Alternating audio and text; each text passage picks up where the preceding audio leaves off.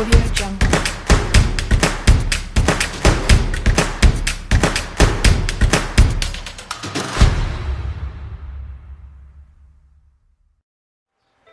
Salut à tous, soyez bienvenus à un nouveau numéro de 5 minutes avec Syl.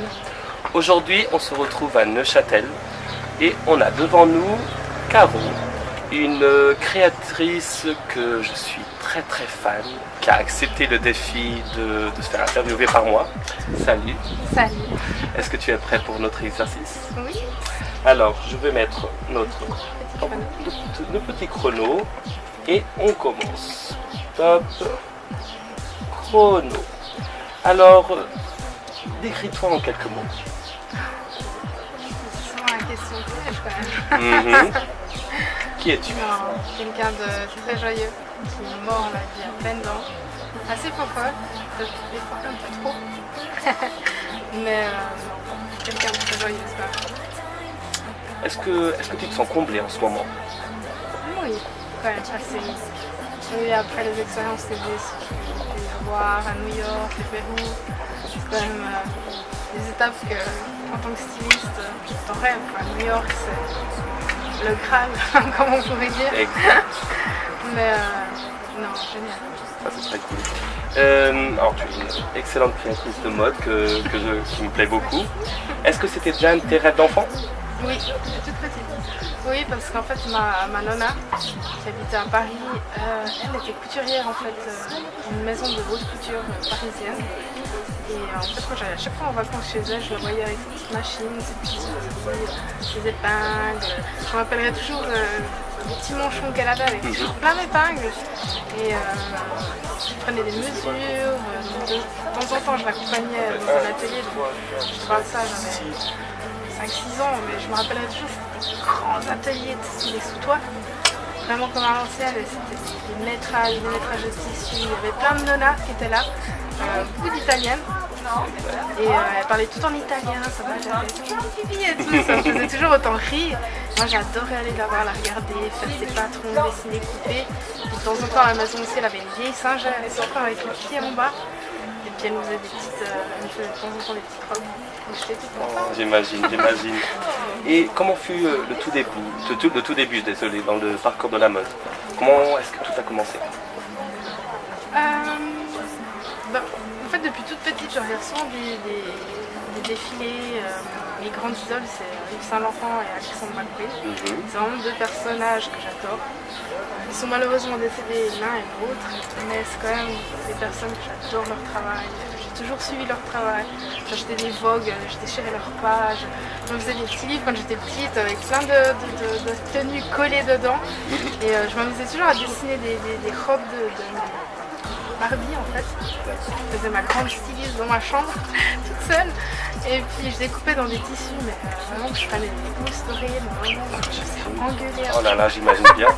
Ou des vieux t-shirts, je coupais dedans et tout. Puis j'avais pas de machine quand j'étais petite, alors j'agrafais sur les côtés. Mais ça faisait trop. Moi j'étais toute contente. Puis je laissais défiler et tout. Puis après en grandissant, tu vas à l'école obligatoire. C'est des rêves que les gens ils te disent. Moi j'ai jamais fait des grandes écoles.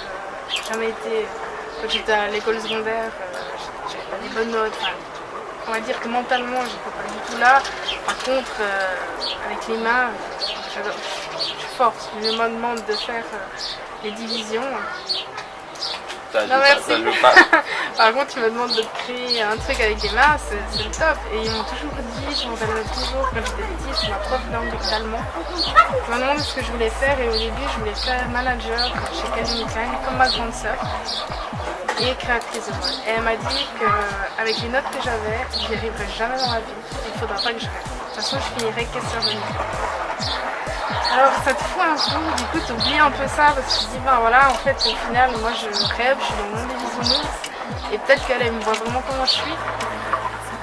Puis au final j'ai fini ma formation, après j'ai fait une formation de cuistot dans le magasin dans le restaurant et j'ai vu en fait une pub, j'ai vu déjà à la télé il y avait une émission avant des jeunes créateurs qui faisaient une petite pièce, c'était comme un petit concours. Je me suis dit mais pourquoi pas me lancer en fait, et j'ai cherché, j'ai farfouillé sur internet, en fait je venais de finir mon CFC Et j'ai retrouvé une école à Lausanne et je me suis dit, bon, j'ai regardé ma maman, j'ai dit, bah voilà, j'ai trouvé une école, est-ce que ça te dit? Je me lance pas, elle m'a dit, bah écoute, depuis toute petite, on m'a toujours dit, t'as du talent dans le dessin, t'as du talent dans ci et tout. Elle m'a dit, bah vas-y, lance-toi. Ça rentre dans ma prochaine question. Est-ce que tu as toujours eu le soutien de tes proches? Oui, toujours. Beaucoup, énormément. Ça, c'est vraiment quelque chose, je ne pourrais jamais dire non. Parce que ma maman, elle a toujours été là. C'est vraiment c'est mon ange gardien, on va dire. Et elle a toujours été là pour me dire. Les coups de mou, on en a eu tous, hein. On en a tous eu tous. Et j'en ai eu plus d'un. Et elle m'a dit, non, ma fille, non, tu te relèves. Dans la famille, on n'est jamais comme ça. Elle m'a dit, tu y vas. Et puis, c'est déjà fini. Tu as eu de la chance, c'est passé vite. Dis-moi que c'est vraiment passé vite.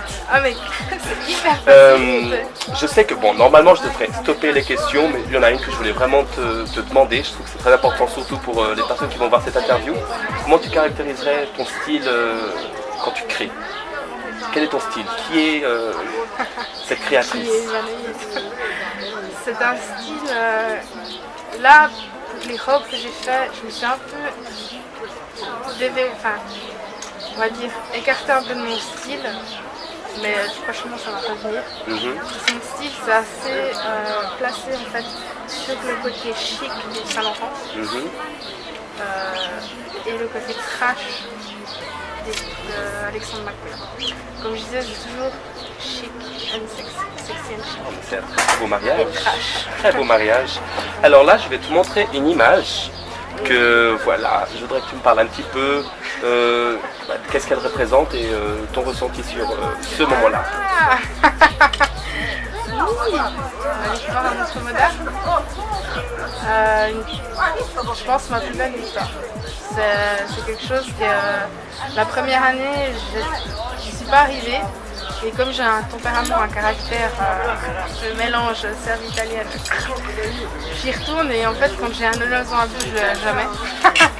Je suis assez, pour ça je suis assez...